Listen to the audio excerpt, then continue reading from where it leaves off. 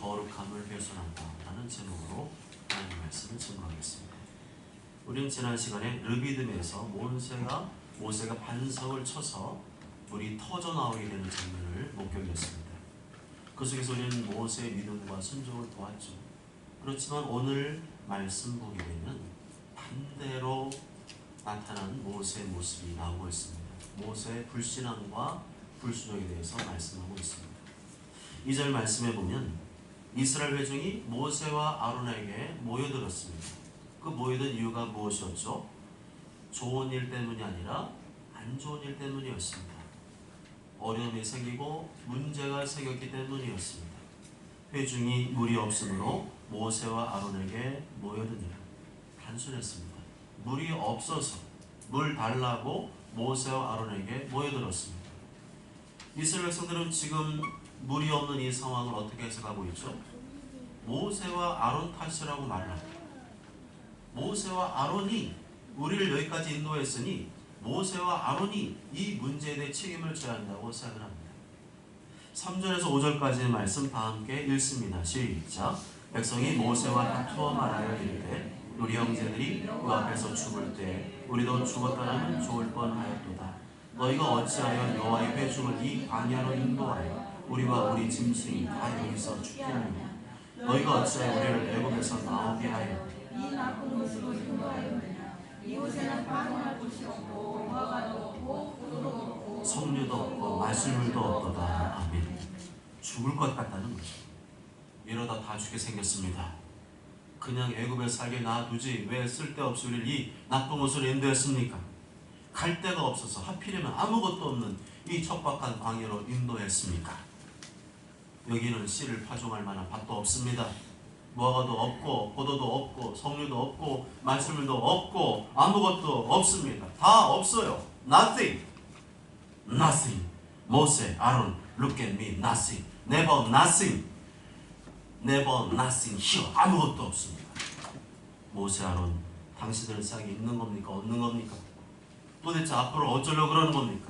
무슨 방법이 있습니까? 대책이 있습니까? 당신들이 우리를 여기로 인도했으니 당신들이 이 모든 문제에 책임을 지십시오. 그런데 여기서 우리가 분명히 알아야 될 것은 모세와 아론이 광야로 인도한 것이 아니라 하나님께서 그들을 광야로 인도했다는 사실입니다. 모세와 아론은 단지 하나님께서 그리로 인도하시니까 그리로 인도했을 뿐입니다. 하나님께서 인도하시는 대로 따라왔더니 물이 없는 광야로 들어왔습니다. 왜 하나님께서 이 광야로 인도하시고 물이 없는 곳으로 인도했는지는 모르겠지만 모세와 아론은 자기들이 해야 될 일을 했을 뿐이에요. 그냥 순종해서 왔을 뿐입니다. 분명한 것은 이스라엘 백성들을 광야로 인도하신 분은 하나님이시라는 사실입니다. 물이 없는 곳으로 인도하신 분, 먹을 것이 없는 곳으로 인도하신 분이 하나님이시라는 거죠. 모세 아론에게는 아무런 책임이 없었어요. 하나님 뜻에 순종했을 뿐입니다. 자기들의 생각, 계획, 판단대로 하지 않고 하나님의 인도하심 따라서 여기까지 왔을 뿐입니다. 그런데 결과가 안 좋았어요. 하나님의 인도하신 대로 따라왔는데 순종했는데 결과가 안 좋았어요. 마실 물도 없고 아무것도 없는 곳으로 오게 되었습니다. 백성들이 이 사실을 알고 있었을까요? 모르고 있었을까요? 알고 있었습니다. 왜냐하면 하나님께서 모세가 아론이 이스라엘 백성 인도할 때 낮에는 구름 기둥으로 인도하시고 밤에는 불 기둥으로 인도하시기 때문입니다. 이 구름 기둥과 불 기둥은 모세와 아론만이 본 게 아니라 이스라엘 백성들 200만 명이 다 봤어요. 그걸 보면서 모세를 앞장서 가니까 같이 따라간 거죠. 그렇게 따져본다면 지금 이 문제는 모세 아론에게 따질 문제가 아니었습니다. 모세 아론의 책임도 아니었습니다. 그런데도 이스라엘 백성들은 모세 아론을 향해서 막 원망을 하죠. 모세 아론 니들이 문제다. 니들 때문이다 라고 원망을 했습니다. 이것이 바로 우리 인간의 본성입니다. 우리 인간의 실체입니다. 우리 인간의 죄악된 모습입니다. 교회에 무슨 문제가 생기면 자꾸만 목사 탓이라고 하는 분들이 있습니다. 다 목사 때문이라는 분들이 있습니다. 맞는 말 같지만 그 모든 발걸음을 인도한 분이 누구실까요? 하나님이시죠. 목사가 자기 마음대로 했다면 그 책임 목사에 있겠지만 목사가 하나님 앞에 간절히 기도하고 또 고민하고 성령님의 감동과 확신을 따라서 결정하고 인도했다면 그것은 하나님의 인도하심 따른 게 아닌가요? 결과가 좋든지 나쁘든지 그것이 성령님의 감동과 인도하심을 따른 것이라면 겉으로 볼 때는 목사가 문제인 것 같아도 여기까지 인도하신 분은 하나님이라는 사실을 잊지 말아야 됩니다. 안 그러면 그때부터요 무한 반복의 오류가 시작됩니다. 상황이 좋을 때는 아무 소리가 없죠. 일이 잘 될 때는 아무 소리 하지 않습니다. 교회가 성장하고 부흥하고 넉넉해지면 할렐루야 우리 목사님 목회 잘하신다라고 자랑하고 다닙니다. 그런데 목사님이 인도한 대로 따라갔는데 결과가 안 좋아요. 이전보다 상황이 더 나빠졌습니다. 그럼 어떻게 반응하죠? 금세 목사님 탓을 하고 목사님을 원망합니다. 이게 뭐예요? 목사님 하자는 대로 했잖아. 목사님 하자는 대로 순종했잖아. 그런데 왜 이런 어려움이 생겨? 이거 아니잖아. 이러면 안 되는 거잖아. 이건 목사님 탓이야. 목사님 똑바로 목회를 안 해서 그래. 이런 원망과 불평의 패턴이 예전이나 수천 년 전이나 지금이나 똑같지 않습니까? 그때 모세 아론을 원망했던 패턴이나 목회자를 원망하는 패턴이나 똑같지 않습니까? 그래서 성경이 중요합니다. 그렇지만 한번 생각해 보십시오. 오늘 본 말씀 보면 하나님께서 항상 좋은 길로 인도하시는 분인가요? 잘 먹고 잘 사는 길로 인도하시는 분인가요? 항상 꽃길로 인도하시나요? 그렇지 않습니다.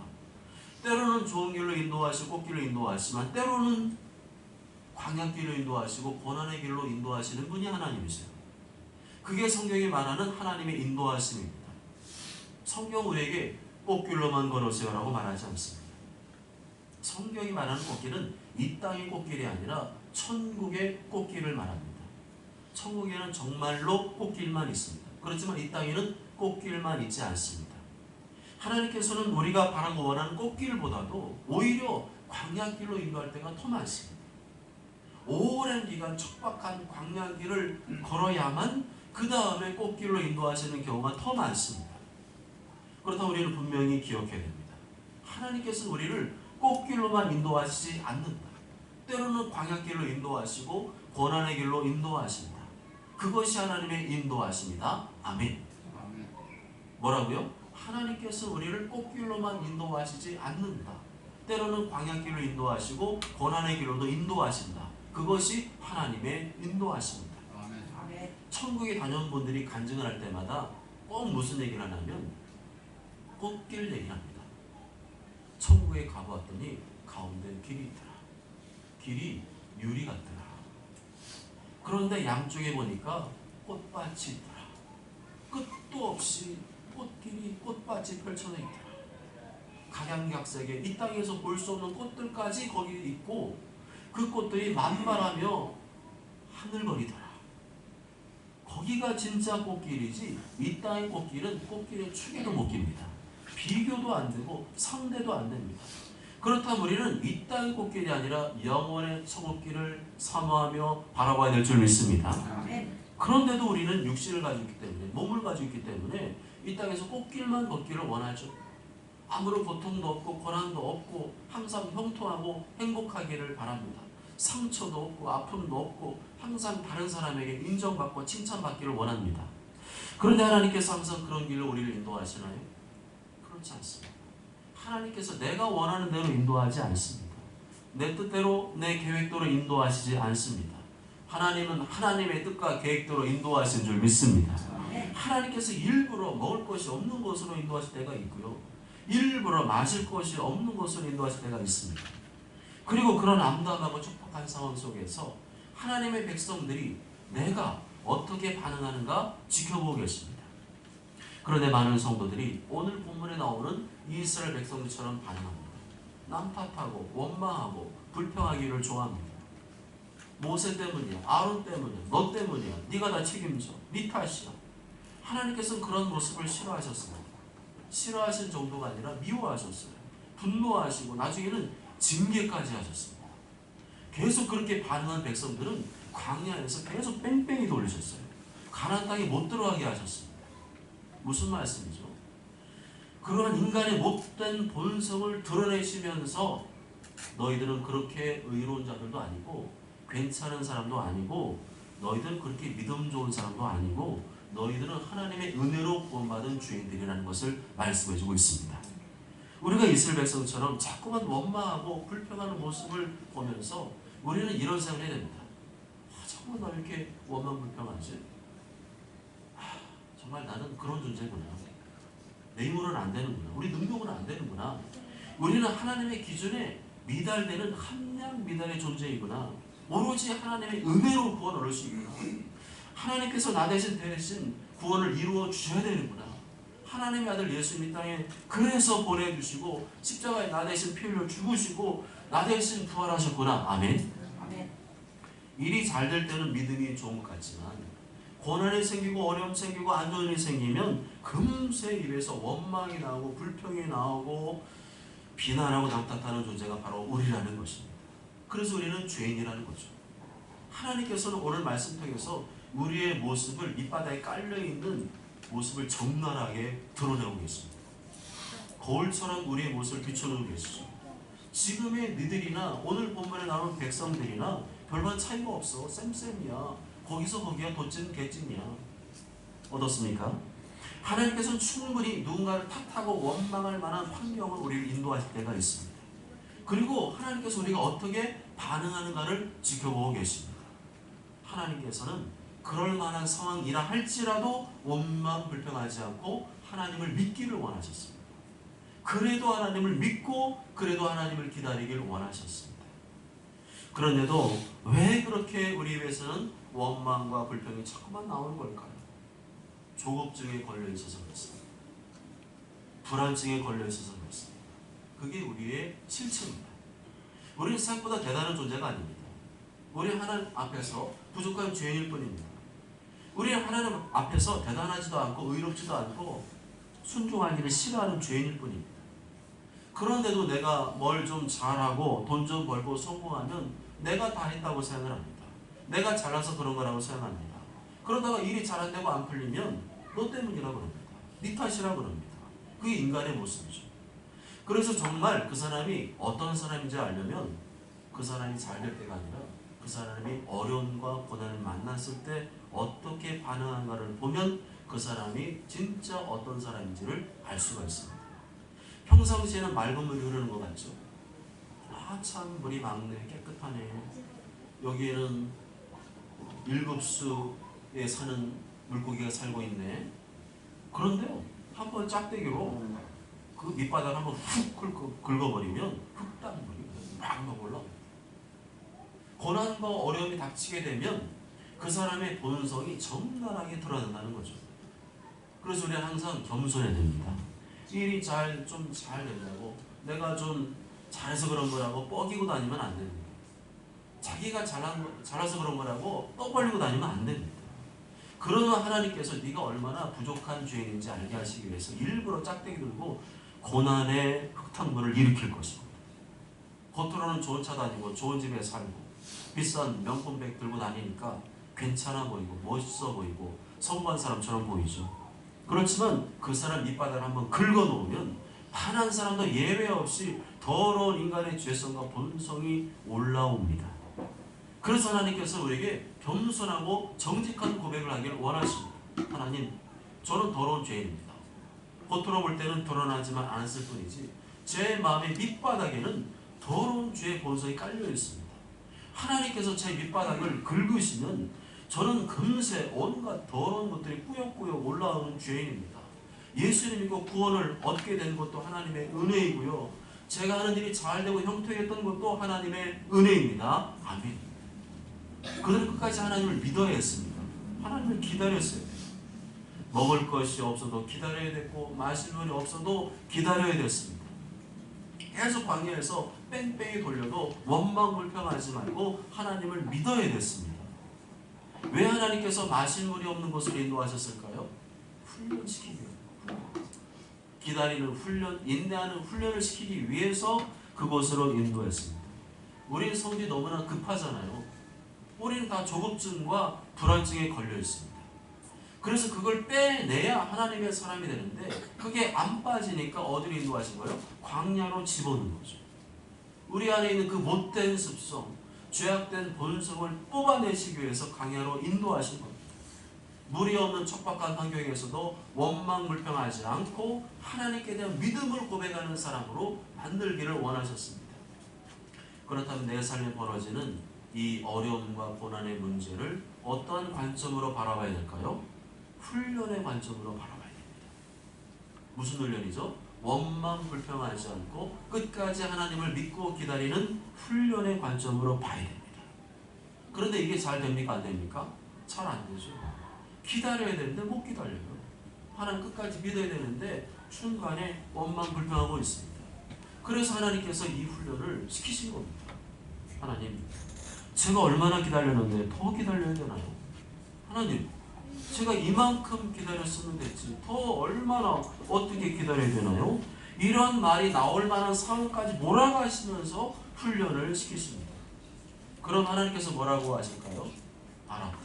네가 참 고생이 많구나. 금방 해결해 줄게. 그러실까요? 아닙니다. 아무개야, 원망 불평하지 말고 기다려라.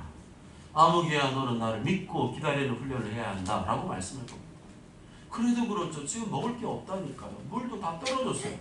그런데 어떻게 더 기다리라는 거예요? 너무 하시는 거 아니에요? 그래도 하나님께서 이렇게 말씀하실 거예요. 그래도 더 기다려라.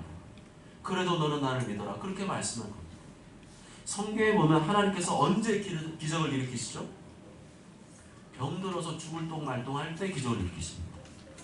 오늘 마지막으로 음식 먹고 사랑하는 아들이랑 죽어야겠다 그럴 때 기적을 일으키십니다. 하나님 이제 먹을 게 없어요. 물이 없어요. 그럴 때 하나님께서 기적을 일으키십니다. 그래서 우리에게 필요한 것은 하나님을 믿는 훈련입니다. 먹는 게 마시는 게 중요한 게 아니라 하나님을 믿는 훈련. 때로는 굶고 있어도 목이 말라도 그래도 하나님 믿는 훈련, 기다리는 훈련이 필요한 줄 믿습니다. 다시 말하면 하나님께서 우리를 보실 때 어떤 존재로 보신다는 거죠? 자꾸만 못 참고 칭얼대는 애기로 본대요. 제시카 윤 목사님 책에 보면 환상이 펼쳐졌는데 6살짜리 어린아이가 뛰어가는 모습이 보이더랍니다. 그런데 그 모습을 보고 있는데 예수님께서 그게 너야 그러시더라고요. 제시카 윤 목사님의 나이가 60이 넘었는데도 예수님께서는 제시카 윤 목사님 몇 살짜리 보시는 거예요? 6살짜리를 본다는 거죠. 그렇습니다. 예수님께서 우리를 보실 때는 뒤뚱뒤뚱 걷고 있는 어린아이로 보십니다. 나이만 먹었을 뿐이지 말하는 것이나 행동하는 것이나 살아가는 것이나 어린아이 같다는 거죠. 조금을 못 기다려서 울고 불고 보채고 나래를 피우는 어린아이로 보신다는 겁니다. 중요한 것은 뭐죠? 하나님께서는 영적 어린아이로 머무르지 않고 영적인 어른으로 성장하기를 원하십니다. 영적인 어른이 누구죠? 오늘 말씀 보면 그래도 하나님을 믿는 사람, 그래도 하나님을 기다리는 사람인 줄 믿습니다. 이 훈련은 성도의 필수 코스입니다. 한 사람도 예외가 없어요. 이 훈련이 안 되는 사람은 하나님께서 쓰실 수가 없고 그 훈련에 통과할 때까지 성경에 나오는 것처럼 계속 강의해서 반복하여 훈련을 시키십니다. 그런 하나님의 뜻을 이해하고 성경을 바라보시길 바랍니다. 하나님의 입장에서는 우리가 하나님이 잘 되고 안 되고 보다 더 중요한 게 뭐예요? 우리가 하나님의 사람을 훈련되는 게 더 중요합니다. 끝까지 하나님 믿는 훈련, 끝까지 하나님 기다리는 훈련, 그 훈련을 통과하길 원하신 줄 믿습니다. 그런 사람에게 뭘 주죠? 가나안 땅을 주셨습니다. 그래서 훈련 중에는요, 꽃길 주세요, 가나안 땅 주세요. 지금 그럴 때가 아닙니다. 훈련 중에는 이 훈련을 통과하는 게 중요합니다. 이렇게 하나님의 백성의 원망을 드는 모세가 어떻게 하죠? 6절에 보면 회막문, 하나님과 만나는 그 장막문 앞에 엎드립니다. 할 수 있는 게 아무것도 없는데 뭐 어떻게 해요? 엎드려야지. 하나님 그렇게 만드신 거예요. 모세도 같이 훈련시키는 거죠. 200만 명이 모세를 향해서 원망하고 대적하는데 모세가 200만 명 어떻게 이깁니까? 그러니까 방법은 뭐밖에 없어요? 하나님 앞에 엎드리는 것밖에 없어요. 다른 방법이 없습니다. 엎드리시기 바랍니다. 엎드려야 됩니다. 방법이 없는데 뭐 할 거예요? 그렇게 모세와 아론이 하나님 앞에 엎드리며 부르짖었습니다. 그랬더니 무슨 일이 벌어졌죠? 여호와의 영광이 나타났습니다. 6절, 7절 다 함께 읽습니다. 시작. 모세와 아론이 회중 앞을 떠나 회막문에 이르러 엎드리며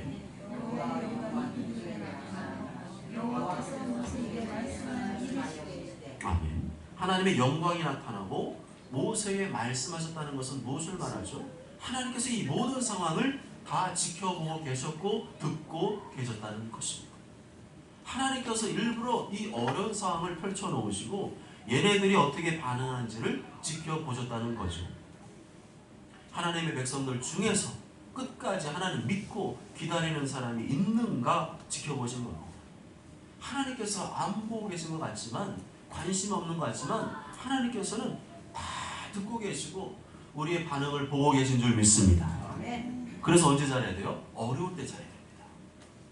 일이 잘 풀리고 형통할 때 잘하는 건 누가 못해요. 근데 일이 어려워지고 힘들어지고 답답해질 때는요, 다 원망불평이 나온다니까요. 하나님께서 지금도 날 유심히 보고 계신 거예요. 특히 지금 인생의 어려움과 고난 가운데 있습니까? 하나님이 유심히 지켜보고 있습니다. 끝까지 하나님 믿고 기다리는지 아니면 하나님 못 믿고 원망불평하는지 지켜보고 계십니다. 하나님께 7절에서 모세에게 무엇을 명령하시죠? 첫째는 지팡이를 가지고 회중들을 모으라 이렇게 말씀하죠. 둘째는 그들의 목전에 눈앞에서 반석에게 명령해서 물을 내게 해라. 그래서 회중들과 짐승들이 다 마시게 하라. 그렇게 명령했습니다. 어떻습니까? 하나님은 준비가 돼 있었나요? 안 돼 있었나요? 준비가 다 돼 있었어요. 이미 200만 명 이스라엘 백성들과 짐승들이 마실 걸 다 준비해 놓고 계셨습니다. 하나님께서는 이걸 믿기를 원하셨죠. 하나님 능력이 없어서 안 주는 것이 아니고 주고 싶지 않아서 안 주는 것이 아니라 이스라엘 백성들 철저히 신앙훈련 시키기 위해서 일부러 광야로 인도하시고 물 없는 곳으로 인도하시고 그들이 어떻게 반응을 보셨던 겁니다. 기다리는 훈련, 믿음의 훈련을 시키기 위함이었습니다. 여러분의 고난이 있습니까? 어려움이 있습니까? 하나님께서 여러분을 훈련하고 계십니다. 없어서 안 주시는 게 아니고 능력 없어서 안 주시는 게 아니고 여러분을 훈련하고 계신 겁니다. 원망 불평하지 말고 끝까지 하나님 믿고 기다리는 자가 되길 원하신 줄 믿습니다. 그런데 하나님의 명령을 받은 모세가 어떻게 하죠? 명령하신 대로 했어요. 처음에는 지팡이를 들고 잡고 회중을 모았습니다. 다 이리로 오십시오. 그 다음 모세가 어떤 행동을 취하죠? 10절과 11절에 보면 모세가 백성들을 향해서 화를 내면서 지팡이로 반석을 2번을 때려버립니다. 2번 때릴 때 살살 때렸을까요? 거기에 분노의 감정을 남겼죠.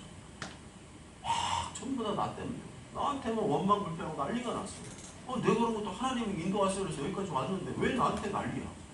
화가 났어요.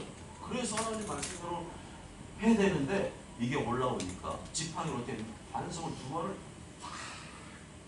내가 물을 내라 이랬습니다. 그런데 이 모습을 하나님께서 다시 보고 계셨죠. 비록 모세가 반석을 2번 때렸어요. 하나님 말씀에 온전히 순종하지 않았습니다. 그런데도 물이 나오게 하셨죠. 그런데 하나님께서 이것을 기뻐하지는 않으셨습니다. 왜 하나님께 기뻐하지 않으셨을까요? 하나님의 거룩함을 나타내지 않았기 때문이라고 말씀합니다. 모세는 지도자잖아요. 지도자 리더로서 하나님의 거룩한 성품을 나타내야 되는데 분노 조절에 실패해서 자기 성질을 드러내고 말았습니다.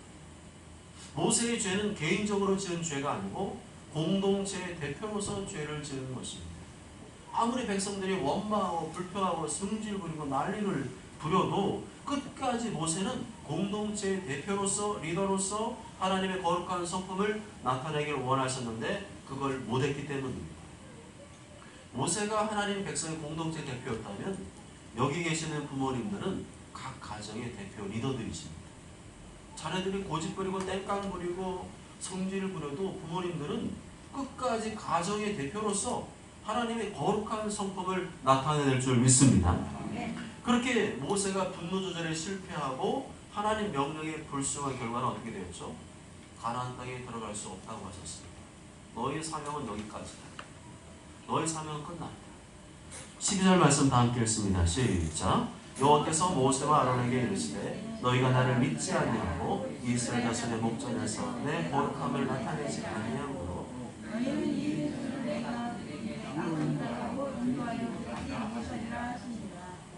좀 전까지는 이스라엘 백성들의 밑바닥을 드러내셨다면 이번에는 모세의 밑바닥을 드러내셨습니다. 무슨 말이죠? 아무리 하나님의 은혜를 많이 받은 사람이라 할지라도 이런 어려운 상황, 고통스러운 상황을 만나게 되면 정도의 차이만 있을 뿐이지 다 그 밑바닥이 드러난다는 거예요. 결론적으로 모든 인간은 하나님 앞에서 죄인이라는 것을 말씀해 주고 있습니다. 우리는 모두 다 죄인이기 때문에 하나님의 은혜가 아니면 구원받을 수가 없다. 하나님의 아들 예수님께서 그래서 나의 죄를 대신하는 십자가에 피 흘려 죽으심으로 나의 죄를 대신 용서해 주시고 그것을 믿음으로 받아들이면 너를 죄 없다고 인정해 주신다는 것입니다. 아멘. 사랑하는 여러분, 모세가 왜 반석을 2번이나 쳤을까요? 분노의 감정을 억제하지 못했기 때문입니다. 맨날 입에서 원망불평, 맨날 입에 좋은 소리가 안 나오고 맨날 원망불평한 이스라엘 백성들을 향한 이 분노의 감정을 억제하지 못했기 때문입니다. 모세는 하나님께서 모든 지면의 사람 중에서 가장 온유한 사람이라고 칭찬한 사람이거든요. 그렇지만 모세도 죄인임을 드러내고 있습니다. 모세가 예전에 크게 2번 화를 낸 적이 있었어요. 이스라엘 백성들을 괴롭히는 이 애굽 사람들 향해서 의욕심에 우리 동족을 네가 괴롭혀 하면서 쳐 죽였습니다.